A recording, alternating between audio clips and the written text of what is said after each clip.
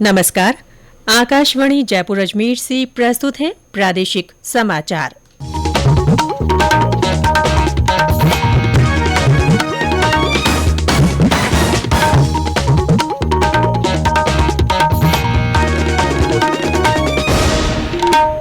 मुख्य समाचार।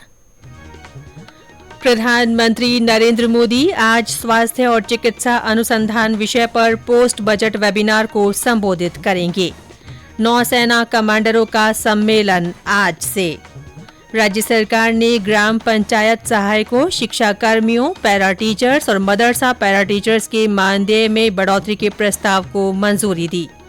और प्रदेश में होली की रंगत परवान पर शाम को जगह जगह होंगे होलिका दहन के कार्यक्रम।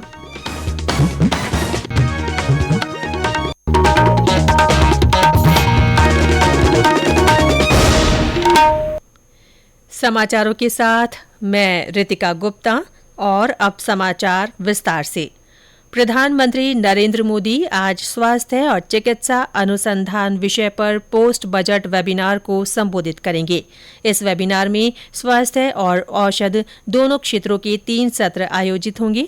इसमें केंद्र सरकार के संबंधित मंत्रियों और सचिवों के अलावा राज्य सरकारों तथा केंद्र शासित प्रदेशों के संबंधित अधिकारी भी भाग लेंगे और बजट घोषणाओं के बेहतर कार्यान्वयन के लिए सुझाव देंगे।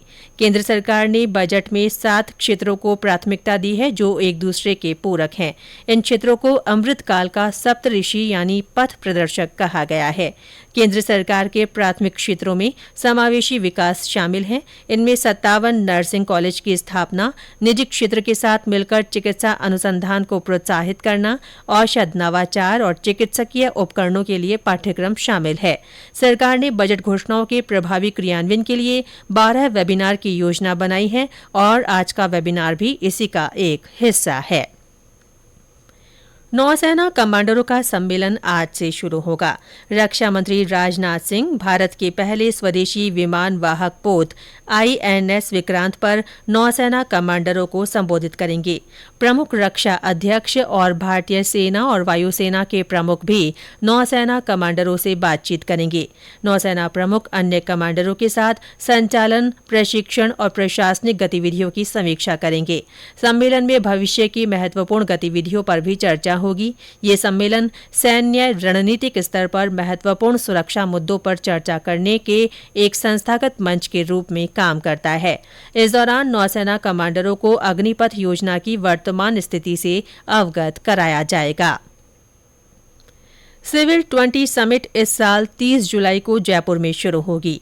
2 दिवसीय शिखर सम्मेलन से पहले C20 की स्थापना बैठक इसी महीने की 20 से 22 तारीख तक नागपुर में होगी। इस सम्मेलन में G20 देशों और तमाम नागरिक समाज संगठनों के 300 से अधिक प्रतिनिधि हिस्सा लेंगे। C20 की टैगलाइन है, आप प्रकाश हैं, आशा की ज्वाला हैं, आत्म प्रेरणा और निस्वार्थ सेवा हैं।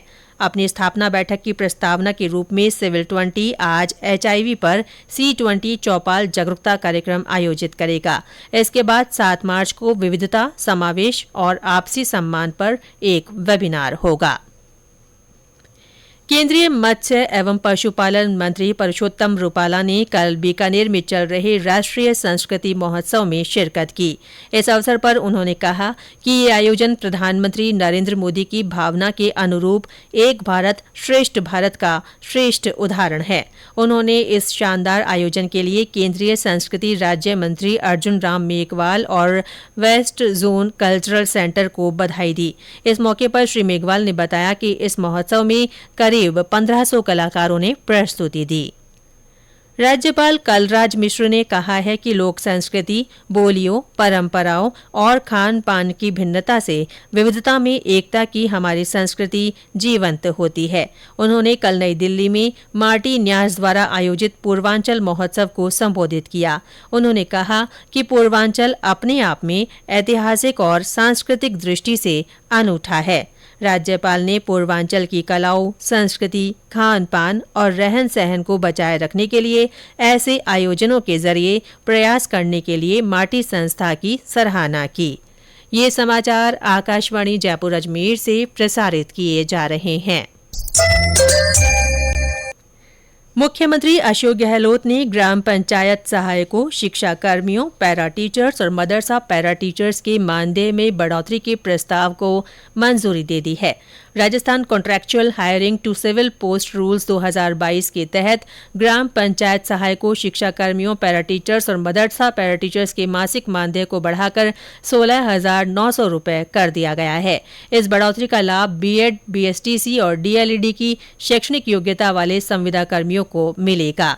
प्रस्ताव में शिक्षाकर्मी, पैरा टीचर्स, ग्राम पंचायत सहायक और मदरसा पैरा टीचर्स के पदनाम भी संशोधित किए गए हैं। अब इन्हें सहायक शिक्षक, कनिष्ठ शिक्षक, पंचायत शिक्षक और शिक्षा अनुदेशक कर दिया गया है। देश भर में जन औषधि दिवस के उपलक्ष्य में मनाए जा रहे सप्ताह के तहत कल जयपुर और जोधपुर में हेल्थ हेरिटेज वॉक का आयोजन किया गया। जयपुर में ये वॉक त्रिपोलिया गेट से हवा महल और सिटी पैलेस होते हुए गोविंद देव जी मंदिर तक आयोजित की गई। वहीं जोधपुर में घंटाघर से शुरू होकर क्लॉक टावर पर संपन्न हुई। जागरूकता हेरिटेज हेल्थ वॉक से आमजन के लिए जेनेरिक दवाई का प्रचार प्रसार किया गया। जेनेरिक दवाई स्वास्थ्य के लिए लाभदायक होने के साथ ही बचत का बहुत बड़ा माध्यम है। गौरतलब है कि जन औषधि दिवस 1 मार्च से 7 मार्च तक मनाया जा रहा है। प्रदेश में होली की रंगत जोरों पर है। आज शाम को जगह जगह होलिका दहन के कार्यक्रम होंगे। विभिन्न जिलों में अलग अलग तरीके से होली मनाई जाती है। करौली जिले के मदन मोहन मंदिर में चल रहे फागोत्सव कार्यक्रम फूलों की होली से सराबोर हो रहे हैं। हमारे संवाददाता ने बताया कि जिले के टोडा भीम क्षेत्र के मुड़िया गांव में ढेला डोलची होली खेलने की अनूठी परंपरा है। करौली के आराध्य देव भगवान श्री राधा मदन मोहन का मंदिर इन दिनों फूलों की होली से सरोबार है। राधा कृष्ण के फाग गीतों से इन दिनों समूची नगरी गुंजायमान है। मंदिरों में आयोजित की जा रही फूलों की होली से यहाँ वृंदावन की छटा दिखाई पड़ रही है। रंगों का खुमार शहरवासियों पर छाने लगा है।